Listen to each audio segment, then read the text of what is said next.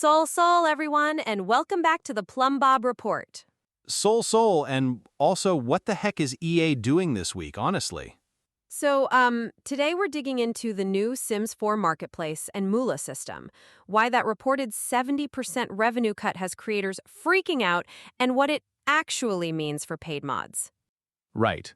Because my DMs are full of, is this the end of free mods memes? And I'm like, maybe? Maybe not? Exactly. We'll walk through best and worst case futures, plus some practical ways you can still support your favorite creators directly without the autonomy completely breaking your wallet. And then we're putting on our tiaras again for a quick royalty and legacy check-in, full Bridgerton cosplay energy, active noble careers, Ondarion chaos, the whole thing. Yes, the castles, the court drama, the builders turning Ondarion into prestige TV. This is giving main menu music energy in the best way. So basically drama, castles, vampires, and capitalism. Motherlode energy. Wow. That's peak Sims, honestly. Okay, I need to nerd out for a second. Let's jump straight into the Marketplace news and community reactions. Let's get into it.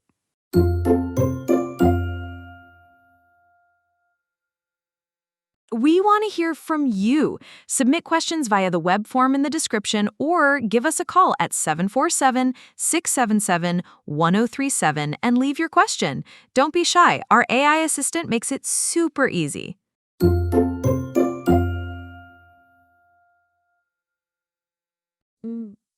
Soul, and also, what the heck, 70% cut. EA really said, motherlode, but make it real money. Okay. Deep breaths before we set everything on fire. Let's explain what this marketplace even is. Right. Context first, rage second. So,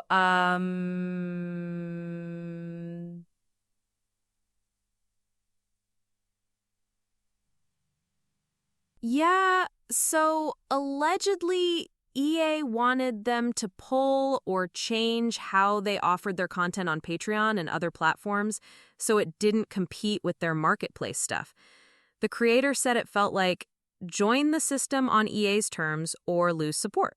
That set Reddit on fire. People were like, so EA doesn't just want a cut, they want the cut. And modders are already a little wary because the community has run on a mostly free, donation-supported ecosystem for, decades now? Since Sims 1, basically. The whole culture is, here's my CC, toss me a coffee on Ko-Fi if you like it.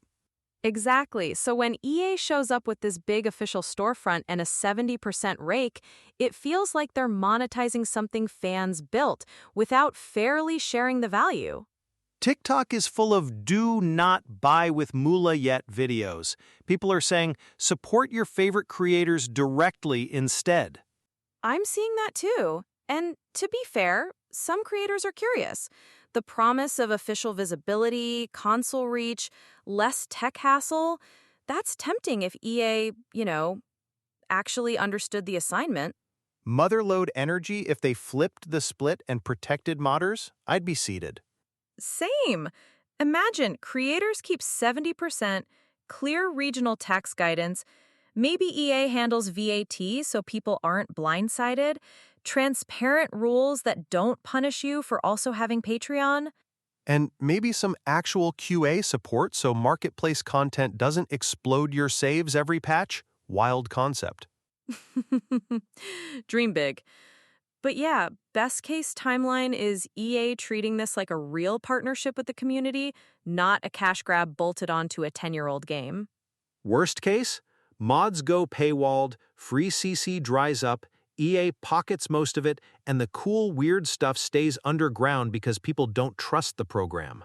And that would be a loss for everyone, because half of what keeps The Sims 4 alive right now is that free experimental mod scene. Exactly. The reason my game takes 10 minutes to load is also the reason I still open it. True. So, for listeners wondering what to do right now, number one, don't panic install everything in the marketplace just because it's shiny. Yeah, take a beat. Watch what your favorite creators decide. If there's a CC artist or modder you love, check their socials or Patreon. A lot of them are posting statements, why they're in, why they're out, or why they're waiting. And if you can, support them directly. Patreon, Ko-Fi, Gumroad, whatever they use. That way, they keep the biggest slice instead of the moolah crumbs. Also, keep an eye on EA's communication. They can change terms. If enough people push back on that 70% and the exclusivity vibes, they might adjust. We've seen it before with things like kits and roadmap pacing. The community yelling online has actually worked more than once. So your angry but polite tweet does matter. Key phrase, angry but polite. Yeah. Don't harass devs. Yell at the corporate decisions, not the human beings making CAS assets. Exactly.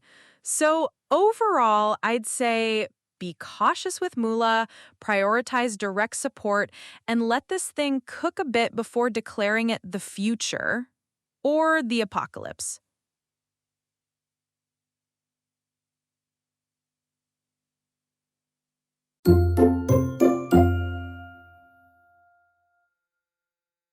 Okay, so after yelling about sim taxes and market cuts, it feels only right that we talk about the people actually collecting those taxes, the monarchy. The girl boss tax collector in a corset. Exactly. Royalty and legacy time, baby. Full Bridgerton core. So, this pack really leans into fantasy drama more than strict history. Like, Tech Radar had that interview where the devs were basically, we're here for vibes, not Wikipedia accuracy. Yeah, they said Bridgerton, not a museum tour. Which, honestly, same. Right? The dresses, the string music, the pastel castles, this is giving main menu music energy in the best way. But then you've got people on Reddit like, actually, a duke in 1813 wouldn't wear, and the rest of us are busy woohooing the butler. I'm kind of on both sides. As a history nerd, I'm like, that crown is, questionable. But as a storyteller, I love that it reads more like a romance novel cover. Totally. It's not Victoria, the TV show. It's Wattpad with better lighting. That's peak Sims, honestly. Okay, but the job, the active, noble career, because everyone was scared it'd be signed documents all day simulator. Yeah. And it kind of is, but in a fun, chaotic way. Like if you role play it. Right. So basically, if you're a goals and checklist person, it might feel a little samey. Stamp decree, here petition, stamp decree again. Grind the bureaucracy skill. But if you're into storytelling, it's gold. You can decide, my queen is a benevolent softie, or my king is just setting peasants on fire via policy. The autonomy said, no thoughts, just tyranny. I also love how it plugs into other packs. Like, if you've got Get Famous, your monarch basically becomes an influencer with a crown. Yeah, my noble sim got a fame quirk for being recognized in public, and I was like, yeah, that tracks. For different playstyles, I'd say builders get their castles, storytellers get court intrigue, and pure gameplay grinders might bounce after a couple generations. If you're a rags to riches player, it's fun to invade the system, marry into royalty, steal everything, run. That's exactly what you did, isn't it? Immediately. Day one, I married the heir, had twins, then lost them in a pool with no ladder, and moved a commoner into the line of succession. No!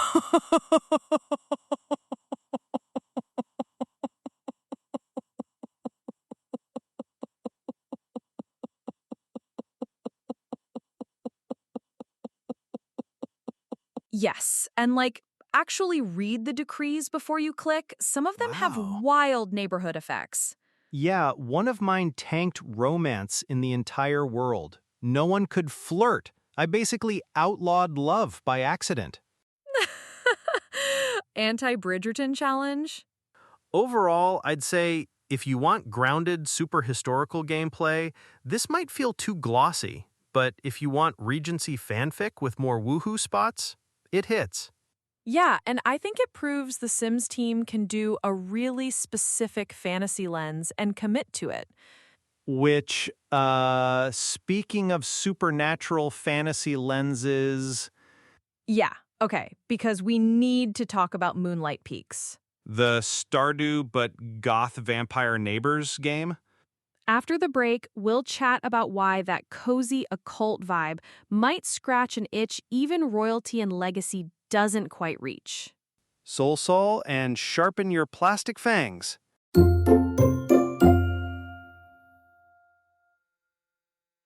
Okay, so after all that crown-approved royal drama, it is time for literal immortal drama. Yes, retire the tiaras, bring out the coffins. Let's talk Moonlight Peaks. So, quick snapshot, Moonlight Peaks is this upcoming cozy life sim where you're basically a baby vampire heir in a spooky little town. Think Stardew Valley energy, but make it gothic vampire cottagecore. Soul, and also what the heck in the best way. You farm, you date, you run errands, but also you drink plasma and avoid sunburn death. Exactly. They're aiming for PC first, then consoles, and all the trailers lean hard into that witchy autumn palette, slow living, and very intentional supernatural slice of life. So, who is this for, Becca? Because my timeline is already like, this is my entire personality. Same. I'd say Sims occult lovers, cottagecore goths, and storytellers who wish Sims 4 vampires and werewolves had an entire town built around them instead of just being an add-on system.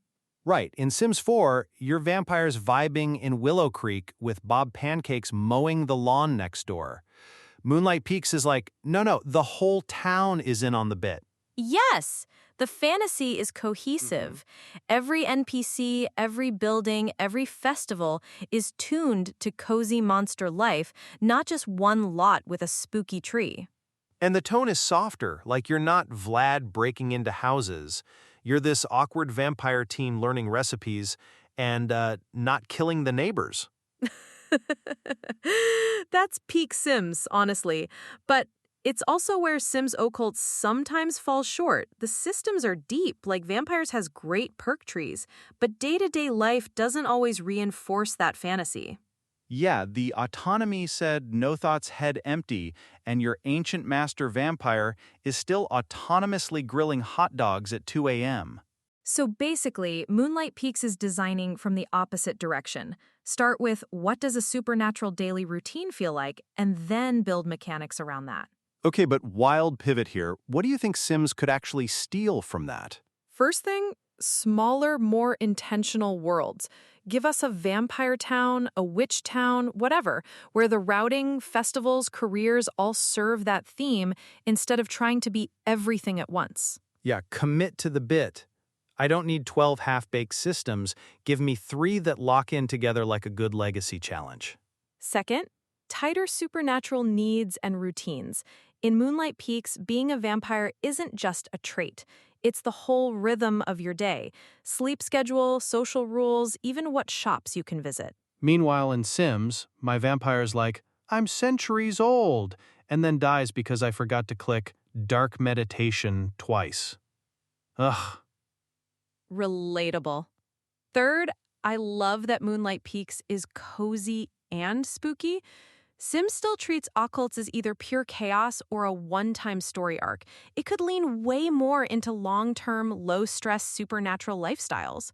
So basically, let me have my immortal gardening grandma who runs a nighttime tea shop without the game constantly trying to kill her with sunlight and routing bugs. Exactly. And if Moonlight Peaks nails that fantasy, it might push the life sim genre the way our Royal Pack is nudging story-focused gameplay.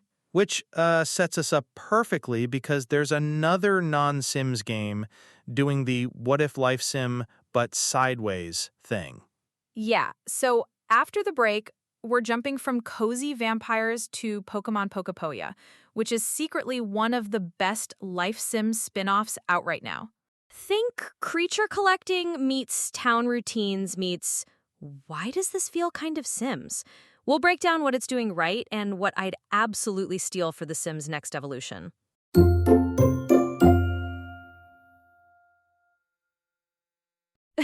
Okay, so after cozy vampires trying to steal the Sims crown, now we've got pocket monsters lining up at the buffet too. Soul and also what the heck? Pokémon said, what if Pelican Town but with Pikachu? Exactly. So Pokémon Pokopia just dropped, and critics are basically like, hey, this is actually one of the best Pokémon spin-offs, period. Strong reviews, 8s and 9s, people surprised it's a real-life sim and not a throwaway side game. Yeah, like it's not just pet the Eevee and go home. You're running this little island town. You've got daily routines, shops, festivals. All your neighbors happen to be Pokémon. And the big thing the reviews keep mentioning is how structured that town life feels. You wake up, do cafe shifts, water crops, check in on residents, then wrap with night events. It's very, here's your cozy loop, enjoy it. Which is Super Sims adjacent. It's basically saying, we're not a battle game today, we're a schedule game. You're managing relationships, unlocking new areas, decorating spaces. And the starter tips people are giving are pure life sim energy. Stuff like, don't ignore morning chores, that's when you build friendship fast. Or prioritize upgrading community spots because it changes everyone's routines. Right, like in-depth town buffs instead of just +2 happy moodlet. If you fix up the beach, suddenly different Pokémon hang out there, new scenes trigger, your whole route through the day shifts. This is giving the team really understood the assignment energy. With a grin, they looked at cozy gamers and said, okay, you want predictable but evolving days, meaningful checklists, and NPCs who actually remember you.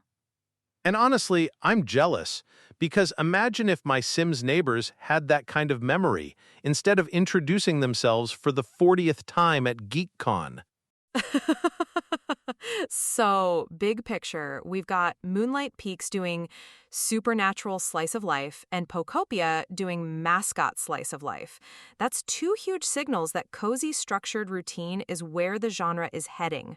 Yeah, for The Sims 4 and whatever that next evolution ends up being, I think the homework here is 1. Tighter, personality-filled worlds.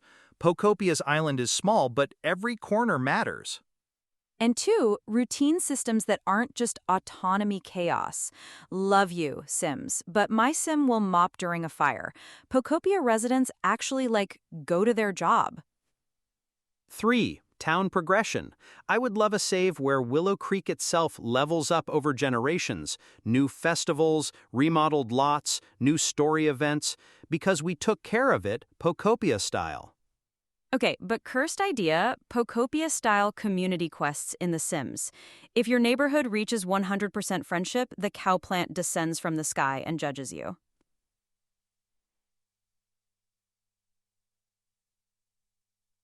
Sul.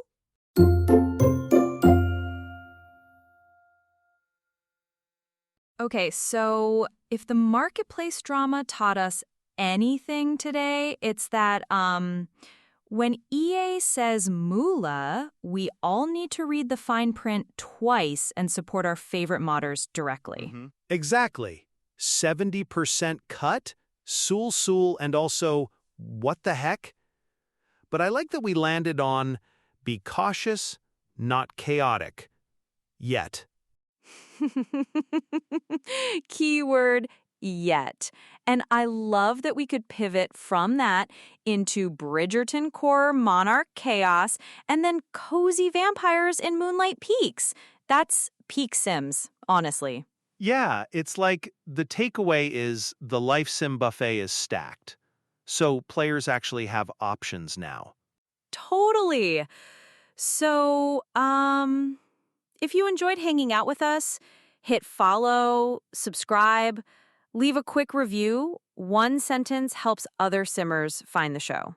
And share your wildest Marketplace hot takes or royal scandals with us on socials at Plumbob Report. Thank you for listening. Truly.